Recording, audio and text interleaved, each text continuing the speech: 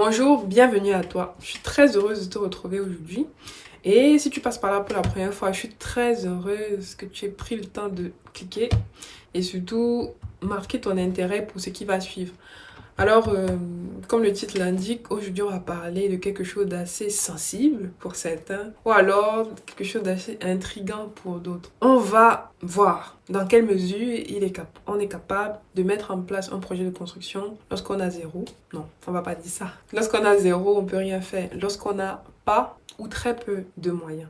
Et oui, c'est possible, c'est possible. Je vais pas vous vendre du rêve ici, je vais pas vous donner une solution miracle, mais je vais essayer de vous expliquer point par point sous 4 axes précis, peut-être 5, pour ceux qui vont rester jusqu'à la fin.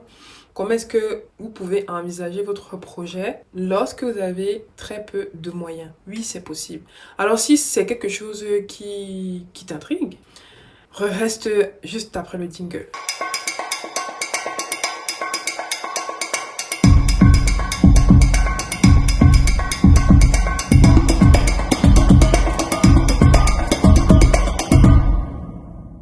Alors, lorsque je faisais mes petites recherches auprès de prospects, d'amis, de connaissances, j'ai identifié un certain nombre de douleurs, comme on dit dans le domaine du marketing, de frustration, qui sont propres aux individus de toute nature. Moi-même, je pense que je suis quelqu'un qui ressent cette frustration lorsque je pense à mon projet de rêve, parce que je suis aussi dans ce processus-là. Pour ceux qui sont abonnés à la chaîne, vous savez que depuis un certain moment, on a commencé à faire des analyses de vidéos où on essaye de tirer des inspirations, des idées, des astuces, des conseils dans des exemples d'architecture, de design qui sont d'ici et d'ailleurs. L'idée maîtresse derrière, c'est de mettre en place la carte d'identité du projet. Alors, si c'est quelque chose qui t'intéresse, que tu n'as jamais vu, je t'invite à regarder une des vidéos qui va s'afficher là. Pour voir comment on essaye de tirer profit de quelque chose qui existe déjà pour nous projeter dans notre future maison. Donc aujourd'hui, je me suis proposé de répondre à une des douleurs, à une problématique qui est vraiment très très ancrée parce que ça parle d'argent, ça parle d'un cap. Le domaine de la construction, il faut le dire clairement, c'est un domaine qui coûte extrêmement cher. Je pense que sur le hashtag de mes vidéos, je mets le hashtag Génie Milliard. Parce que ici, on parle d'argent, de milliards, puisqu'on parle de construction. Et pour ceux qui veulent déjà s'aventurer à dire oui, le domaine de la construction coûte cher, parce que les ingénieurs, parce que les ouvriers, ils demandent trop l'argent ou ils nous entourloupent. Non, c'est pas pour cette raison que le domaine des BTP coûte cher.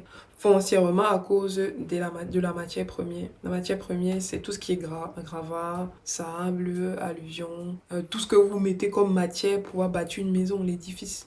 Donc ça coûte cher, ça coûte vraiment cher. Et pour vous donner un ordre de grandeur, généralement, lorsqu'on fait des devis, surtout lorsqu'on les fait à la fourchette, on essaie d'estimer la main-d'œuvre, le coût de la main-d'œuvre à environ 30% du coût du projet. Donc, ça coûte cher, ça coûte cher. Mais, on va pas s'attarder sur ça. On va se demander aujourd'hui comment est-ce qu'on peut construire lorsqu'on a très peu de moyens. Parce qu'on aussi, il y a certains d'entre vous qui peut-être aspirent à avoir leur propre maison ou alors bâtir un édifice où ils pourront mettre en location et tout.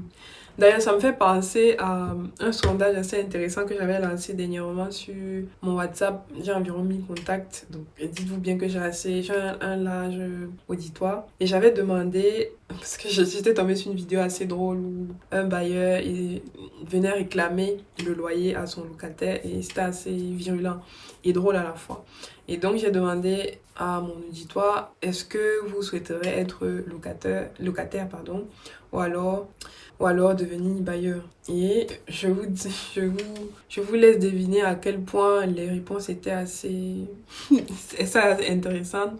Moi, c'était tellement surprise parce que je me disais que la balance allait tendre d'un côté, mais c'était pas forcément le cas, sûrement à cause de notre contexte. Donc bref, je vous laisse deviner ce qui s'est dit et surtout me dire en commentaire de quel côté votre cœur balance. Est-ce que vous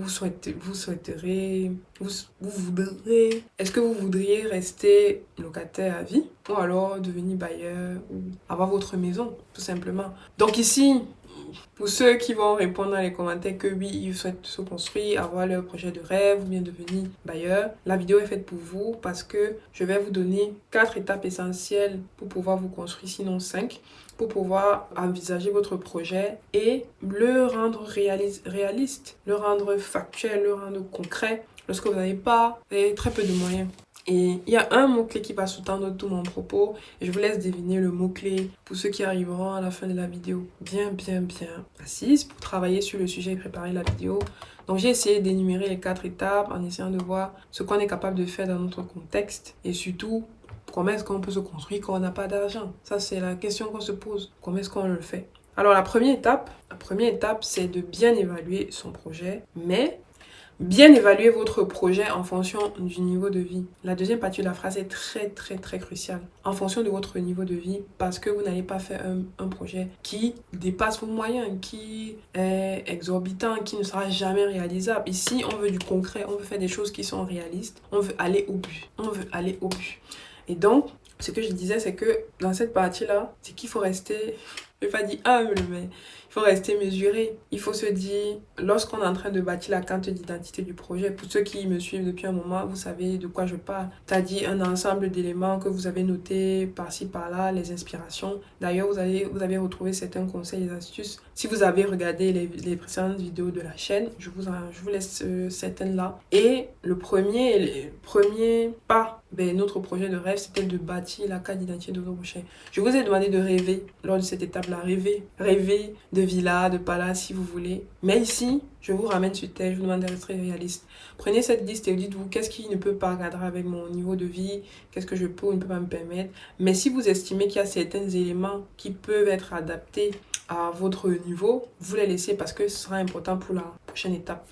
Ici, vous essayez donc de vous dire, qu'est-ce que je veux, qu'est-ce que je peux avoir en fonction de mes moyens. Bon, même si vous n'avez pas forcément une estimation des prix, vous savez à peu près qu'est-ce qui pourrait cadrer. Vous n'allez pas vouloir construire une maison de 1000 mètres carrés alors que vous gagnez que le SMIC. Donc, donnez-vous un projet qui cadre avec votre niveau de vie et surtout que vous pourrez réaliser. Ça, c'est important.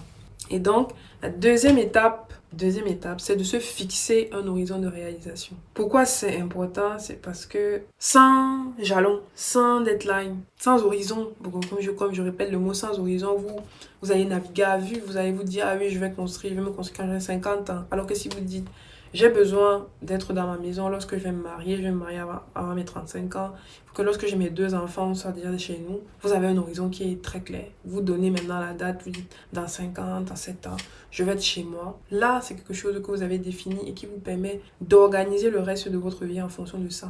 Parce que ça devient un projet qui est important pour vous, qui est en pôle position, pour lequel vous mettez en œuvre un certain nombre d'astuces, méthodologies en fait concrètes dans votre façon de vivre. Et pour ça, vous allez garder à l'esprit tout ce que vous avez mis en première étape. Oui, je veux quelque chose qui est à mon niveau de vie. Je veux le faire à un horizon qui est bien défini. Donc, si c'est bien défini, vous n'allez pas avoir un délai qui est tout juste pas potable. Vous n'allez pas vouloir vous construire une maison de 80 millions en moins de 2 ans alors que vous n'avez que 100 000 par mois. Non, vous allez faire des choses correctes. Parce qu'ici, on fait des choses correctes puisqu'on veut atteindre un objectif qui est bien défini. Et bien le défini, c'est s'adapter à son niveau de vie. Et la troisième étape, celle que j'ai mentionnée un peu rapidement précédemment, c'est de demander un avis technique. Ici, je pense qu'elle est capitale cette étape parce que ça vous permet de coucher les choses sur le papier, de mettre du concret beaucoup plus. Oui, vous avez besoin absolument d'avoir une évaluation financière de votre projet. Parce que sans devis, sans budget, vous ne pouvez pas savoir combien ça peut vous coûter. Et généralement, nous les professionnels, ce qu'on fait, c'est qu'on est capable de vous accompagner dans cette partie-là en vous faisant des devis à la louche. Parce qu'il y a plein d'autres projets qu'on a eu à faire. On connaît à peu près le coût au mètre carré en fonction du standing et de ce que vous voulez comme rendu dans votre maison. Et on est capable de vous dire, votre maison de 200 mètres carrés va vous coûter entre 200 millions ou 80 millions. N'ayez pas peur des chiffres. Ici, on n'a pas peur des chiffres, s'il vous plaît. On est génie milliard. Lorsqu'on parle de bâtiments et travaux publics, on n'a pas peur des chiffres. On parle de millions. Donc, lorsque vous venez rencontrer un professionnel, d'ailleurs, il y a dernièrement une personne qui m'a contacté, qui m'a demandé, moi j'ai besoin d'avoir une estimation financière de mon projet. Je ne l'ai pas encore défini, mais je sais que je vais avoir, je pense que la personne voulait 4 chambres ou 5, chacune avec sa salle de bain. C'est un projet qui doit se faire à Yaoundé, au Cameroun. Je veux avoir un grand jardin. Donc, il m'a fait un peu la liste. En fait, il m'a donné la carte d'identité de son projet. Donné des images de rendu dans les pièces pour que je puisse à peu près me projeter avec lui. J'ai été capable de lui donner une fourchette. Si vous voulez connaître combien ça a coûté, dites-moi en commentaire. On verra comment je peux vous donner cette information-là. Mais ça, c'est quelque chose que nous, on fait. On a la maîtrise. On connaît un peu, à peu près les surfaces et tout. On estime. On vous donne une fourchette de prix. Pourquoi la personne m'a contacté? Parce qu'elle voulait mettre en place son dossier de demande de prêt au Crédit Foncier du Cameroun.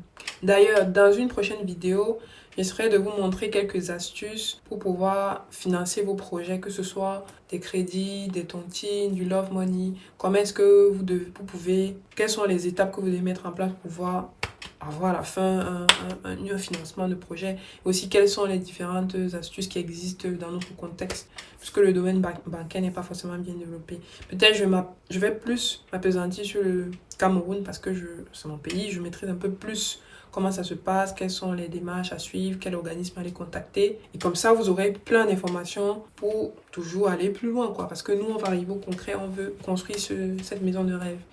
Du moins pour ceux qui veulent être propriétaires ou bailleurs. Et donc, lorsque vous avez demandé cet avis technique, je disais, vous aurez l'estimation de votre projet. Et ce n'est pas utile que pour faire la recherche de financement, c'est aussi utile pour vous parce que ça vous permet d'être carré dans votre esprit. Vous savez que mon projet, si je veux le faire avec tel niveau de finition, tout comme ceci, il me faut à peu près 50, 80 millions. Les 80 millions, comment je les trouve? Là, on commence à réfléchir. On commence à réfléchir. En quatrième position, qu'est-ce qu'on met en place? On met en place un business plan. C'est-à-dire d'où va venir l'argent, comment est-ce que je cherche cet argent pour avoir la somme ou du moins une partie de la somme à l'échéance. Il y a aussi, ici je rentre pas vraiment dans le détail de la méthode parce que elle est assez élaborée, elle peut être plus élaborée que ça. Vous n'avez pas forcément besoin d'avoir tout le montant d'argent pour commencer votre chantier. Vous pouvez avoir une partie, lancer les travaux jusqu'à une étape. Il y a des échéanciers qui sont vraiment importants. Votre ingénieur, donc votre équipe technique, doit être capable de vous donner une planification claire de votre projet avec pour chaque phase le chiffrage. Oui, la partie fondation vous coûte tant, la partie grosse vous coûte tant, les finitions vous coûtent tant. Comme ça, vous êtes capable d'échelonner votre chantier et de mieux vous projeter. Donc ça, on pourra rentrer dans le détail dans une autre vidéo, mais ici, c'était beaucoup plus pour savoir comment est-ce qu'on trouve l'argent, comment est-ce qu'on trouve cette somme-là qui va nous permettre de concrétiser notre projet. Et donc, on monte un business plan. Ici, on va se dire, on étudie ses comportements financiers, ses entrées, ses sorties. Et on essaie de voir quels sont les postes de dépenses qu'on peut virer, découper, ce que vous voulez. Couper à la louche, tailler, réduire, supprimer.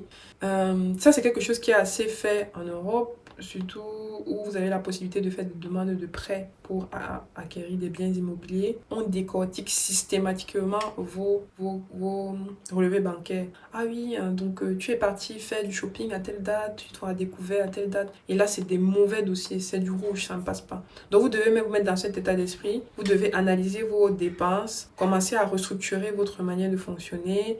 S'il y a des ajustements à faire, s'il y a des sacrifices même que vous devez faire parce que vous avez défini vous-même votre projet, vous avez dit je veux avoir ma maison, entrer dans ma maison à telle date. Et donc, comment est-ce que je fais pour avoir la somme X à telle date? Et du coup, vous mettez en route. Donc, voilà un peu les 4 astuces que je voulais vous partager. Mais la 5e, c'est pas une 5e astuce, mais c'est quelque chose, comme je vous ai dit au début de la vidéo, quelque chose qui englobe un peu tout ce que j'ai dit. Tout ça, c'est la planification.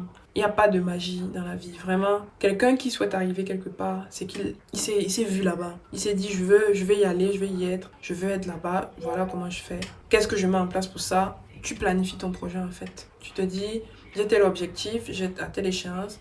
Et la petite couche de sel que j'ai rajoutée dans mon propos, c'est de dire qu'on se met à son niveau. On ne va pas rêver d'avoir une maison ou une villa de 1000 mètres carrés avec piscine, jardin et tout. Si on gagne 100 000 le mois, non. Il faut faut rester à ça. Comme mon père dit souvent, on approche sur ça comme on peut décrocher. C'est normal. Si tu ne vas pas te mettre dans des situations où tu vas lancer un chantier comme ce qu'on voit dans la ville bref, dans la plupart des grandes villes, plein de chantiers qui sont lancés, qui ne sont pas finis et qui sont vraiment abandonnés à des étapes qui ne sont pas intéressantes. Ce que je vous ai dit, je ne suis pas entrée dans le détail, mais vous êtes capable d'échelonner votre projet. Généralement, là, ceux qui travaillent avec moi depuis un moment, parce que c'est vraiment quelque chose qui est prenant. J'ai dit, on parle de génie million, c'est des millions. Et ça ne tombe pas du ciel. Donc, c'est quand même quelque chose qui est assez prenant financièrement pour des particuliers, des personnes bref, qui travaillent modestement, qui ne veulent pas et tout. Donc, mettre en place une certaine somme qui leur permet d'aller jusqu'à une étape. Je ne vous dirai pas jusqu'à quelle étape, parce que je pense que c'est quelque chose que je peux réserver pour une autre vidéo, pour quand je vais rentrer dans le détail de comment est-ce qu'on structure, quelles sont les bonnes étapes clés, comment est-ce qu'on peut bien échelonner un chantier de construction, sans pour autant avoir des dégradations après. Parce que si tu veux laisser ton chantier pendant 5 ans, le temps de souffler pour reprendre, il y a une étape où il y a des jalons à suivre. Tu peux pas ça ne ressemblera à rien. Donc ici, je vous ai vraiment dit, c'est quelque chose qu'on répète partout. Lorsque tu as un projet, fixe-toi un objectif, fixe-toi un plan. C'est vrai, c'est réaliste, même pour votre maison de rêve. Vous devez avoir clairement votre planning, bien évaluer le projet, qu'est-ce que ça va vous coûter, l'échéance, quand est-ce que vous voulez atteindre l'objectif, et là, vous y allez. Donc, voilà un peu ce que je voulais vous partager avec vous aujourd'hui. Je vous revois très vite dans une prochaine vidéo. Je vais rentrer dans d'autres sujets intéressants qui touchent les différentes frustrations, questions, douleurs que vous posez. Moi, je suis là pour vous apporter certaines réponses et n'hésitez pas à me mettre en commentaire toutes vos questions. Et surtout à répondre à la question du jour. Est-ce que vous aurez aimé être bailleur? Est-ce que vous aimeriez être bailleur ou locataire? Ça, c'est un sujet de débat qui est assez intéressant et qui, moi, m'intéresse particulièrement. Donc, je vous dis au revoir et à la prochaine vidéo. Partagez, likez, abonnez et on se dit à la prochaine fois. On fait un pas de plus vers notre projet de rêve. Bonne soirée.